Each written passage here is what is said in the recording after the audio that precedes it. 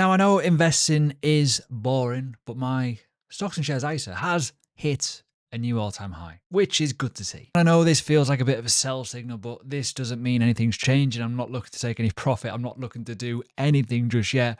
I'm still aiming to be consistent, building up the passive income. In this video, we're going to go through all the dividends, what I'm expecting, why that is important, but more importantly, the data behind the numbers. The reason why I started this ISA journey is to build a passive income portfolio.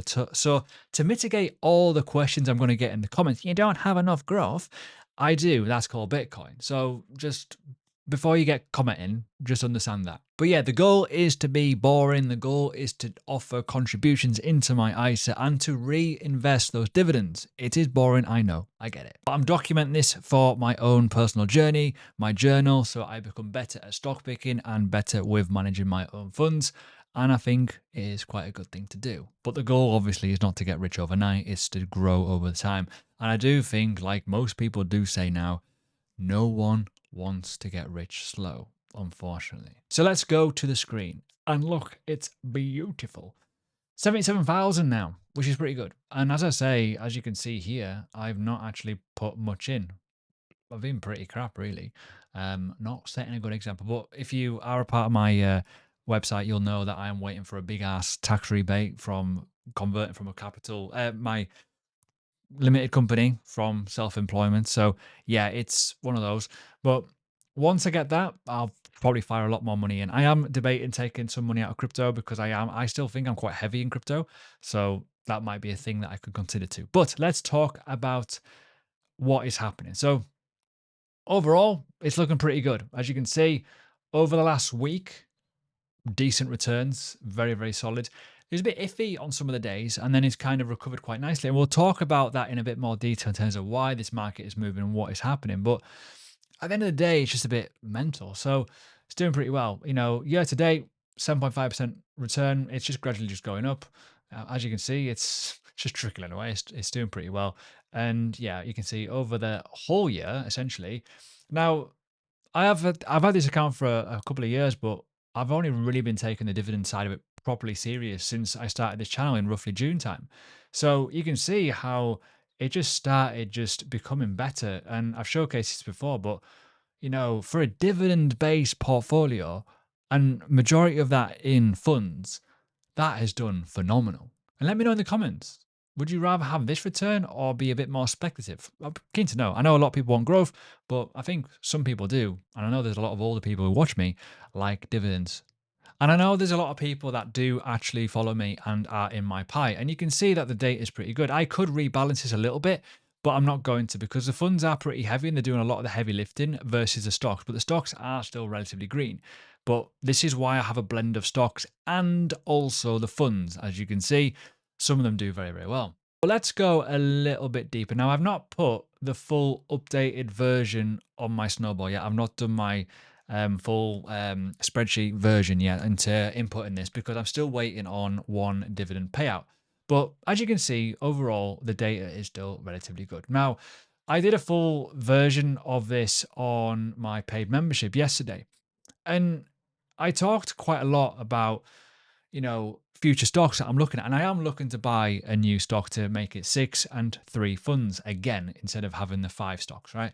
But I am still overall very, very happy with my performance over, you know, in terms of what we see here. As you can see, overall, the entire dividend side of it and the growth side of it is really strong. That is what I look for. But when we talk about, you know, the calculator, the dividend calculator, right? This is what I'm getting. And today I'm going to get paid off Legal General. That'll probably come at the market bloody close, no on my luck. That usually happens. So I probably won't invest that until Tuesday because of the bank holiday. Annoying. But this, I think, is a bit of a technical glitch unless I get 2 in 1. But overall, moving forward, and feel free to subscribe to see more of these updates, I am going to be getting quite a lot of money over the next couple of months up until December. That is without obviously reinvesting those and reinvesting myself. So those numbers will probably go up as I add more shares into individual stocks. But I'm hoping with a couple more reinvestments, I'll be hitting the 3K annual income mark. And then by the end of the tax year, I'm hoping I've got a full allocation again. And we are looking into compound mode, which will be pretty exciting. By the way, this tool is on a 30% discount. It is a really, really good analytical tool that will help you understand your own portfolio and what's coming, what you should be buying in terms of all that. You can simulate it, but there's a link in my description and there's a QR code. If you are watching on TV, which a lot of people do now, you can put your phone to your TV and you can scan the bloody code. Now, this is currently the FTSE 100. It's doing all right. I mean, today's not the best day, but we've had quite a few pullbacks and we are starting to go higher again. This is a weekly time frame. Now, this is still potentially a huge close for today.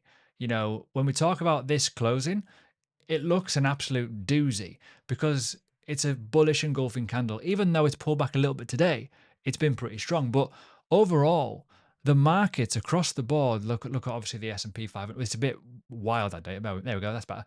That is the S&P 500. The money is flowing around. There's opportunity, there's value, I think, in the European market and the UK market. That's hugely important.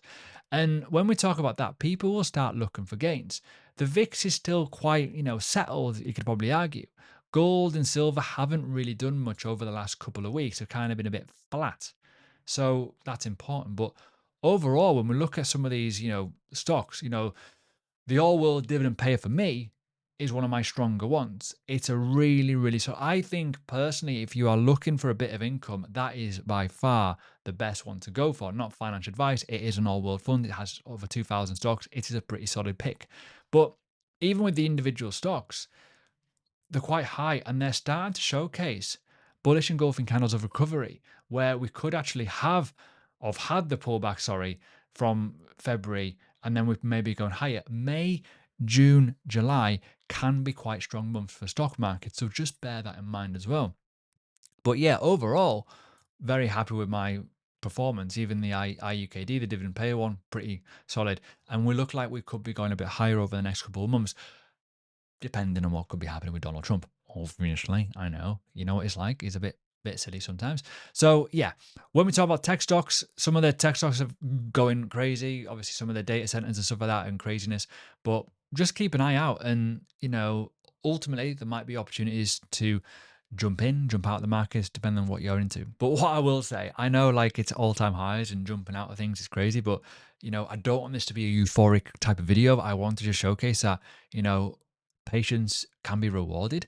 And I know it hasn't been perfect the last 12 months. Certainly there's been quite a lot of hardship days where things have really, really gone wrong for a lot of people. But obviously as well, if you understand buying quality stocks or quality ETFs and understanding that time, consistency, compound, and being able to buy at the right time, you will probably do all right. And that's the thing.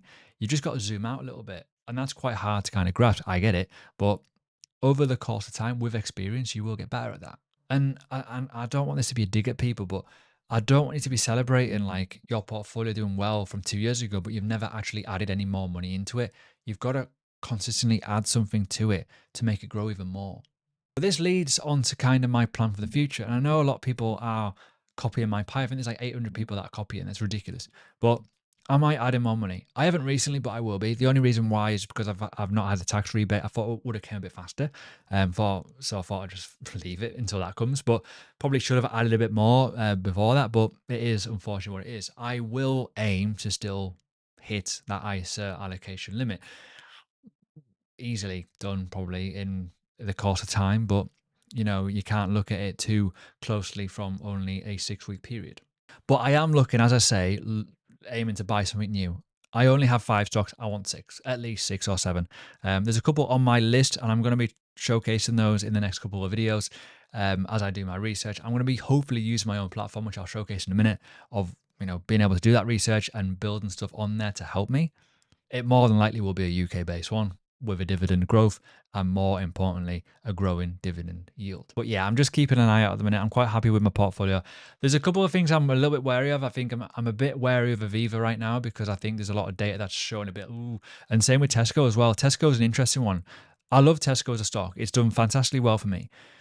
But I look at the margins and think, a couple more price rises and a couple of tariffs going in and out, and people start shopping at Tesco, it could really become a bit of a problem. Just saying. Don't panic though. I know I keep talking about it, but my platform is releasing this, and it is kind of out now for paid members. Feel free to check out. There is some little data issues with some stuff. I think the dividend yield was showcased in the wrong currency format, but I think we're getting on top of it now. It's getting a bit better. They're starting to look a bit more correct now. And I also had it wrong. I had it like to the exact date. Normally platforms use trailing. So yeah, when you talk about price and yield, it tends to go a bit mental. I don't know what this is. So that's already creating a bit of a red flag. But you can do your research, whether you want to look at, your ETFs, or if you want to look at, say, your stocks, you can do it all on here. It is all live data through FMP. So it is all correct. It is all up to date. And I am looking to make some nice improvements. But that is the main fund that I have. It's quite a good one, certainly with the top 10 weight. It's pretty diversified and it's pretty healthy. It's a pretty good fund. So I already mentioned that before. But yeah, if you're interested, QR code, jump in. There's a nice little discount, and that discount will be removed very, very soon. It also comes with courses and other bits and pieces. More to come, by the way. But let me know in the comments where you are with your ISA, and I hope you actually have one, because that's the best and most tax efficient way to do it. And if you haven't yet done so, please do jump in, watch this video. This one's a banger, and I hope it majorly helps you become a much better investor as well.